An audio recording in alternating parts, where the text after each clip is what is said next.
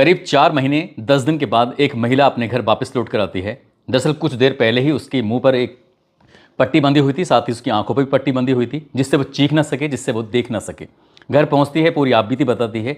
उसके बाद परिवार वालों के साथ सीधा पहुंच जाती है थाने में, और थाने में जाकर कहती है कि साहब, मेरे साथ 4-5 लोगों ने 4 महीने और 10 दिन तक गैंगरेप किया है। पुलिस वालों ने उसकी कहानी सुनी, और कहानी सुनने के बाद कहा कि तुम अपने घर जाओ, आराम करो। जैसे ही महिला से ये बात कही जाती है, महिला रो रो कर फिर से कहानी सुनाती है, लेकिन पुलिस को उसकी कहानी पर यकीन नहीं हो रहा था। इसके बाद उस महिला ने वकील का सहारा लिया। वकील हाईकोर्ट जाता है, और हाईकोर्ट ये आदेश करता है कि इस मामले में एफआईआर दर्ज कर ली जाए, और दर्ज करने के बाद आरोपियों के खिलाफ कड़ी से कड़ी कार्रवाई होनी चाहिए। मामला कोर्ट में पहुंच जाता है, और कोर्ट में पहुंचने के बाद इसकी सुनवाई चल रही थी। 20 फरवरी 2025 को इस मामले में जो मुख्य गवाह होता है उसकी गवाही होनी थी, लेकिन 4 दिन पहले ही यानी कि 16 फरवरी 2025 को उस मुख्य गवाह यानी कि उस महिला का जो पति होता है उसकी बहुत बुरी तरह से हत्या कर दी जाती है। जब उसकी हत्या की जाती है, न केवल उसके शरीर को जलाया जाता है, बल्कि इस शरीर का सिर्फ एक टांग बचती है, बाकी पूरा का पूरा हिस्सा जलकर राख हो जाता है। जब ये बात लोगों को पता चलती है, मीडिया को पता चलती है, मीडिया वाले घर पहुंचते हैं। इस महिला से एक पत्रकार ने पूछा कि आप क्या कहना चाहती हो। महिला ने कहा कि मेरे साथ बहुत गलत हुआ है, बुरा हुआ है, मेरा पति इंसाफ के लिए लड़ाई लड़ रहा था, उसकी हत्या कर देते हैं। बस मैं चाहती हूं कि आरोपियों को फांसी की सजा मिलनी चाहिए, इससे कम में बात बनेगी नहीं। जैसे ही मीडिया वालों ने खबर सुनी, अखबार में खबर छप जाती है, और लोगों की उस महिला के प्रति सिंपैथी बन जाती है। पुलिस इस मामले की जांच पड़ताल करती है, और जब जांच पड़ताल के बाद खुलासा होता है तो लोगों को यकीन नहीं हो रहा था कि कातिल वो हो सकता है।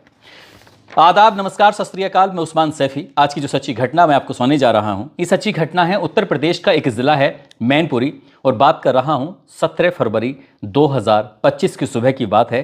कंट्रोल रूम को एक फ़ोन पहुंचता है कि उत्तर प्रदेश के ज़िला मैनपुरी के थाना बिछवा के एक खेत है। खेत में पंप सेट के पास एक जो बरहा है, यानी कि खेत की सिंचाई करने के लिए नाली जो होती है, उस नाली में एक शव पड़ा हुआ था। सबका सिर्फ एक ही हिस्सा था, टांग बची हुई थी, बाकी पूरा का पूरा शरीर जल चुका था। पुलिस जैसे ही मौके पर पहुंचती है, पुलिस ने जाकर उस जो भी बची कुची हड्डियां थी, बची कुची राख थी, बचा कुचा शरीर था, उसको कब्जे में लिया, और कब्जे में लेने के बाद पोस्टमार्टम के लिए भेज दिया। परिवार वालों को जब ये पता चलता है तो परिवार वालों का रो रो कर बुरा हाल हो जाता है। दरअसल लड़के का नाम होता है मरने वाले का साजिद, और उम्र उसकी लगभग 40 साल के आसपास होती है। दिल्ली में रहकर वो मजदूरी कर रहा था, और लगभग 1.5 महीने पहले ही वो अपने घर वापस आया था। 1.5 महीने से ही घर पर रह रहा था। जब उसकी हत्या की बात सामने आती है तो पुलिस के भी रोंगटे खड़े हो जाते हैं। जहाँ जहाँ तक ये सूचना पहुँचती है, वहाँ भी लोग सोचने पर मजबूर हो जाते हैं कि आखिरकार कोई इतना निर्दयी कैसे हो सकता है। जब ये पूछा जाता है, परिवार वालों से बातचीत की जाती है, तो एक कहानी सामने निकल के आती है। दरअसल कहानी थी, ये साल 2022 की बात है, 19 मार्च की वो तारीख थी, और होली का वो पर्व चल रहा था। एक थाना लगता है भोगांव, और भोगांव थाना क्षेत्र का एक गांव लगता है परतापुर, और परतापुर का प्रधान होता है भोला यादव। दरअसल भोला यादव के बच्चों ने जिद की कि ये होली का पर्व है और बिरयानी खाने का बहुत मन कर रहा है, तो क्यों ना बिरयानी बनवाई जाए। दरअसल इस घर में एक मुस्लिम महिला है जो खाना बनाने के लिए आया करती है। तो भोला यादव की माँ ने कहा कि ठीक है, उसको बुला के लेके आओ, वो आ जाएगी और खाना बना के चली जाएगी। जैसे ही खाना बनाने के लिए उस महिला को बुलाने के लिए जाते हैं तो उस महिला की थोड़ी तबीयत खराब थी। घर पे उसकी बेटी होती है। जब घर पे बेटी थी तो उसने कहा माँ तो घर पे है नहीं, इसलिए आप जा सकते हैं। लेकिन जब लड़के ने जिद की, उसने कहा, रिक्वेस्ट करने लगा कि माँ नहीं है तो आप चलो। जब बार बार एक ही बात कह रहा है तो आखिरकार लड़की तैयार हो जाती है। लड़की कहती है ठीक है मैं पहुंचती हूं, और ये सामान है बिरयानी का, तुम इसका इंतज़ाम करो। उस लड़की ने जो सामान लिखवाया था, सामान आ जाता है, वो जाती है और घर पर जाकर बिरयानी बनाने लगती है। बिरयानी बनाकर उन लोगों को खिला देती है। और इसी बीच में किसी ने उससे कहा कि आप कोल्ड ड्रिंक पी सकती हो। जब घर के लोग कोल्ड ड्रिंक पी रहे थे तो उस लड़की को भी कोल्ड ड्रिंक दे दी जाती है। लेकिन कोल्ड ड्रिंक में कुछ नशीला पदार्थ मिला हुआ था, जिसके बाद उसकी हालत कुछ अचेतन जैसी हो जाती है, यानी कि वो होश में नहीं होती, और उसके साथ यहाँ पर बदतमीजी होती है, अश्लीलता होती है, छेड़छाड़ होती है। वो विरोध भी कर रही थी, लेकिन विरोध करने की स्थिति में थी ही नहीं, इसलिए वो कुछ कर नहीं पाती। और जब शाम होती है तो उसको उसके घर पहुंचा दिया जाता है। जब घर जाती है तो उसका भाई उसकी हालत देखकर थोड़ा परेशान था। कभी भी इससे पहले उसकी हालत ऐसी रही नहीं थी। उसके भाई ने पूछा क्या बात है, तो उसने कहा कि मैंने कोल्ड ड्रिंक पी थी, कोल्ड ड्रिंक में कुछ ऐसी चीज़ मिली हुई थी जिसकी वजह से मुझे नशा हो गया है और मुझसे इस तरह से बदतमीजी की है। जब उस लड़की के भाई ने जाकर प्रधान के घर पर इस बात का विरोध किया तो प्रधान के घर में जो मौजूद थे उन्होंने उसके साथ बहुत मारपीट की कि तुम्हारी हिम्मत कैसे हुई ये सब बातें करने की। लड़का पिट पिटा के घर वापस चला जाता है। यानी कि बात थी 19 मार्च 2022 की। अब 20 मार्च 2022 आता है। वो लड़की थाने जाती है और थाने जाने के बाद प्रधान के खिलाफ ये मामला दर्ज कराने की कोशिश कर रही थी, लेकिन प्रधान ने इस मामले में कोई सुनवाई नहीं की और इससे पहले कि वो घर वापस पहुंचती तो पता चलता है कि उसका रास्ते में ही अपहरण कर लिया जाता है और अपहरण करने के बाद वो अचानक से घर से लापता हो जाती है, गायब हो जाती है। घर पहुंचते नहीं है, घर वाले परेशान हो जाते हैं। अब घर वाले लगातार थाने जाते हैं, वहाँ भी कोई सुनवाई नहीं हो रही थी। एसएसपी के दफ्तर पर जाकर हंगामा शुरू कर देते हैं, धरना प्रदर्शन शुरू कर देते हैं, लेकिन धीरे धीरे करके ऐसे ही वक्त बीतने लगता है। आखिरकार जब पुलिस का लगातार दबाव पड़ रहा था, तब जाकर 4 महीने और 10 दिन का समय जब बीत जाता है तो उस लड़की की आंखों पर पट्टी बंधी हुई थी और उसके मुंह पर भी पट्टी बंधी हुई थी ताकि वो ना बोल सके ना देख सके। गाँव के ही सिमाने पर उस लड़की को छोड़ दिया जाता है और जब लड़की ये अपनी आंखें खुलती हैं, मुंह खुलता है, तब जाकर परिवार वालों को कहानी सुनाती है। लेकिन 4 महीने 10 दिन बाद जब लौट कर वापस आती है तो निकटतम थाने में जाकर इस बात की शिकायत दर्ज कराने जाती है, लेकिन कोई सुनता ही नहीं है। इसके बाद वो कोर्ट की तरफ रुख करती है और कोर्ट की तरफ रुख करने के बाद उसके मामले में अब कुछ इस तरह से कहानी बन जाती है। आखिरकार पुलिस को ये कहानी याद आती है तो पुलिस इस मामले में एफआईआर दर्ज करती है और एफआईआर दर्ज करने के बाद जो भी आरोपी होते हैं, इनकी प्रधान, उसके बेटे और जो भी आरोपी थे जिनके नाम लिखाए गए थे, उनको गिरफ्तार करने के लिए 3 टीमें गठित कर दी जाती हैं और तीनों टीमों को ये जिम्मेदारी दी जाती है कि जितनी जल्दी हो सके इन आरोपियों को गिरफ्तार करो और गिरफ्तार करने के बाद इनको जेल भेजो। अब ऐसी स्थिति में इस मामले की जांच पड़ताल के लिए जो इंस्पेक्टर अविनाश त्यागी होते हैं, साथ ही सर्विलांस सेल प्रभारी अजय सिंह, सब इंस्पेक्टर सुरेश सिंह, ये भी टीम का हिस्सा होते हैं। ये अपने हिसाब से इस मामले की जांच पड़ताल में जुड़ जाते हैं। एक तरफ तो जो उस जले हुए व्यक्ति जिसका नाम साजिद होता है, साजिद कहाँ की सिर्फ टांग मिलती है, बाकी हिस्सा जल जाता है, उसका डीएनए सैंपल लेते हैं और जांच पड़ताल की भेजते हैं ताकि इससे पता चल सके कि क्या ये लाश वाकई सचमुच साजिद की है या किसी और की तो नहीं है। साथ ही अब इस जो साजिद की जो कॉल डिटेल निकलवाई जाती है, इनकी सीडीआर निकलवाई जाती है और सीडीआर के साथ साथ इसकी जो पत्नी होती है उसकी भी सीडीआर निकलवाई जाती है, ये देखने के लिए कि आखिरकार किससे बातचीत हुई थी, यहाँ ये घर से खेत में कैसे पहुँचा, नाली तक कैसे पहुँचा, जो ट्यूबवेल है, पंप है, ये यहाँ तक कैसे पहुँचा।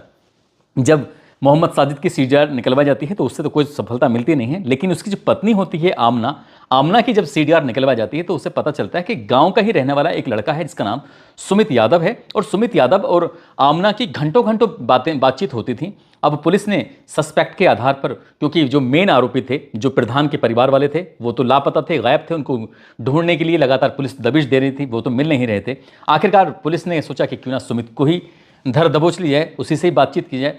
शुरुआत में तो वो सही बात बता नहीं रहा था, लेकिन जब दोनों के मोबाइल कब्जे में लिए जाते हैं और कब्जे में लेने के बाद जब इनकी रिकॉर्डिंग सुनी जाती है, क्योंकि ऑटो कॉल रिकॉर्ड लगा हुआ था, जब ये बातचीत करते थे तो इनकी बातचीत में रिकॉर्ड हो जाती थी। 16 फरवरी 2025 की रात को इस महिला की तरफ से कॉल किया जाता है, यानी कि सुमित यादव को कॉल करके ये बताया जाता है कि मैंने खाने में और चाय में इसको नशीला पदार्थ दे दिया है। इतनी तो उसमें रिकॉर्डिंग थी। उसके बाद फिर वो अपने काम में लग जाता है और वो कह देती है कि वो खेतों की तरफ गया हुआ है। अब पुलिस ने जब इनसे पूछताछ की है, जानने की कोशिश की कि पूरी कहानी शुरू से आप लोग बताओगे, क्योंकि पुलिस का एक तरीका होता है बातचीत करने का, जब वो सही से बात का जवाब नहीं देते हैं तो पुलिस फिर दूसरा तरीका अपनाती है और दूसरे तरीके में फिर वो तोते की तरह बोलने लगते हैं, पढ़ने लगते हैं और जो कहानी बताते हैं वो चौंकाने वाली कहानी होती है। दरअसल आमना अपने ससुराल वालों से बिल्कुल अलग रहती थी, तनहा रहती थी। पति उसका दिल्ली में रहकर एक बेकरी में मजदूरी किया करता था और यहाँ पर लगभग 10 महीने पुरानी बात है। इस घटना से 10 महीने पहले उसका जो टीवी होता है, टेलीविज़न, अचानक से ख़राब हो जाता है और ये सुमित यादव जो होता है गांव का ही एक व्यक्ति जो कि इलेक्ट्रीशियन होता है, उस इलेक्ट्रीशियन को कॉल किया जाता है कि हमारा टीवी ख़राब हो गया है, क्या इसे ठीक कर दोगे। सुमित यादव कहता है कि कोई दिक्कत परेशानी वाली बात नहीं है, मैं घर आता हूँ, ऐसा आके ठीक कर दूंगा।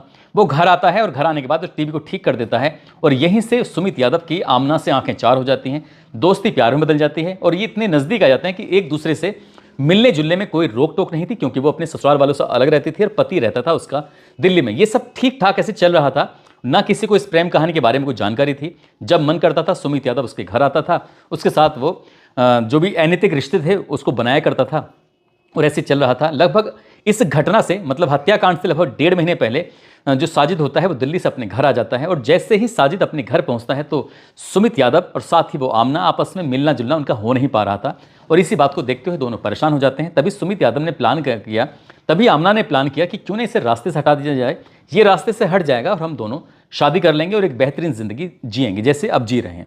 ठीक वैसी प्लानिंग करते हैं और 16 फरवरी 2025 की रात को जो खाना दिया जाता है उसमें नशीली गोली दी जाती है। जब चाय दी जाती है उसमें नशीली गोली दी जाती है। तब तक उसको, साजिद को अच्छे से नशा हुआ नहीं था। वो अपनी पत्नी आमना से कहता कि मैं खेतों की तरफ जा रहा हूँ और मैं बस घूम घाम के अभी आ जाऊँगा। जहाँ वो रहता है उससे कुछ दूर उसके खेत हैं, वो जो वहाँ पर पंप सेट है वहाँ के जाता है और उससे उस वक्त ज़्यादा नशा हो जाता है और जैसे ही उसे ज़्यादा नशा होता है तो वो उठने की स्थिति में नहीं था, आराम से सो जाता है। और यहाँ पर इस आमना की वजह से सुमित यादव को सूचना मिल जाती है। सुमित यादव मौके पर पहुंच जाता है और एक लोहे की भारी वस्तु होती है, रोड जैसी चीज़ होती है, उसके सर में वो पूरी ताकत से मारता है। ऐसा अंदाज़ा लगाया जाता है कि पहली ही बार में उसकी मौत हो जाती है, क्योंकि वो विरोध करने की स्थिति में था नहीं, नशे का उसको असर हो रहा था। बरहे में यानी कि जो खेतों की सिंचाई करने के लिए पंप सेट से, नलकूप से जो एक नाली बनाई जाती है उसमें उसको डाल दिया जाता है और उसके बाद जो खरपतवार यानी कि जो भी घास फूस होती है वो इकट्ठा करता है। इकट्ठा करने के बाद उसके ऊपर डाल देता है और पेट्रोल की मात्रा कुछ ज़्यादा ही डालकर उस पर आग लगा देता है और डालता रहता है जब तक क्या उसका शरीर लगभग 95 से 98% जल नहीं जाता। सिर्फ उसका पैर का छोटा सा हिस्सा बचा होता, जिसकी वजह से पता चलता है कि यहाँ पर एक लाश जली थी, वो भी एक मानव की लाश। और 17 फरवरी 2025 को यह पता चल जाता है। पुलिस इस घटनाक्रम का जब खुलासा करती है तो गांव वालों को बिल्कुल भी यकीन नहीं हो रहा था। गांव वालों को, आसपास के जितने भी लोगों ने सुना, मीडिया वालों ने जब रिपोर्टिंग की, सबको ये लग रहा था कि प्रधान ने ही अपने रास्ते के कांटे को दूर कर दिया है, निकाल दिया है, क्योंकि वो इस घटनाक्रम का, गैंगरेप के मामले का मुख्य गवाह है। जब से ये मामला हुआ है, यानी कि आमना और उसका जो प्रेमी है उसने साजिद की हत्या की है, तो पहले जो 4 महीने 10 दिन वाली जो कहानी है उसमें कई तरह के झोल निकल के सामने आने लगे हैं और सबके सब ऐसा कहने लगे कि शायद वो बात पूरी तरह से झूठी थी या सच थी, ये तो खैर पुलिस की जांच के बाद ही स्पष्ट हो सकेगा। कोर्ट में जो चार्जशीट गई है उसके बाद ही स्पष्ट हो सकेगा।